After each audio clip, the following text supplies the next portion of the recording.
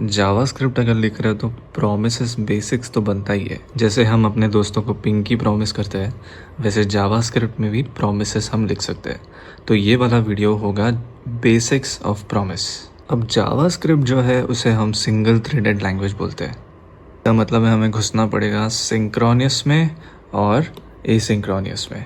Synchronous का example, एक waiter एक टेबल पे ऑर्डर लेता है, वो ऑर्डर शेफ को देता है। जब तक इनका फूड नहीं आता तब तक वो किसी का भी ऑर्डर नहीं लेगा। तो फूड आने के बाद वो फूड को सर्व करेगा, फिर दूसरे टेबल पे जाएगा। तो आपको दिख रहा है कि इसमें बहुत प्रॉब्लम होगा। पहले तो ये बहुत भूखे रहेंगे, ये भी बहुत भूखे रहेंगे, तो ये सब लोग वेटर को मारेंगे कि ये ऐसे क्यों कर रहे हैं। तो इसे बोलते हैं, सिंगल ऑर्डर को बोलते हैं synchronous, one step at a time. ये वाला रेस्टोरेंट काफ़ी सक्सेसफुल है क्योंकि इसमें ये वेटर एक टेबल पे जाके उनका ऑर्डर लेता है, शेफ़ को दे देता है, फिर दूसरे टेबल पे आता है और दूसरा टेबल का ऑर्डर लेता है। जैसे जैसे फूड रेडी होता है वो वेटर उस टेबल तक आके उनको दे देता है।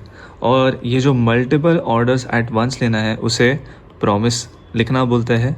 वो प्रॉमिस क्या होता है, अगर एक फूड जब रेडी होता है वो एक प्रॉमिस रिजॉल्व हो जाता है। फूड आइटम अवेलेबल नहीं है तो शेफ़ को जब पता चलता है अवेलेबल नहीं है तो वेटर दूसरे टेबल में आके बोल देता है कि फूड नॉट अवेलेबल, उसे बोलते हैं प्रॉमिस रिजेक्ट। तो ये जो प्रॉमिसेस है जावास्क्रिप्ट स्टैंडर्ड कंपनी ECMAScript ने 2015 में उसको रिलीज़ किया था।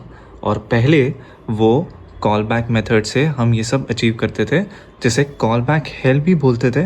एंड इससे लोग बहुत डरते थे। इसका जो यूज़ केस है वो ऑब्वियसली एक्सटर्नल डेटा फेचिंग को टाइम लगता है, तो वो आने तक दूसरे जो स्टेप्स है उसे हम इग्नोर तो नहीं कर सकते, वो रन तो करने पड़ेंगे। इमेज अपलोड्स को टाइम लगता है, उसके लिए भी प्रॉमिस यूज़ करते हैं। कॉल बैक हेल्प को प्रिवेंट करने के लिए प्रॉमिसेस को यूज़ करते हैं।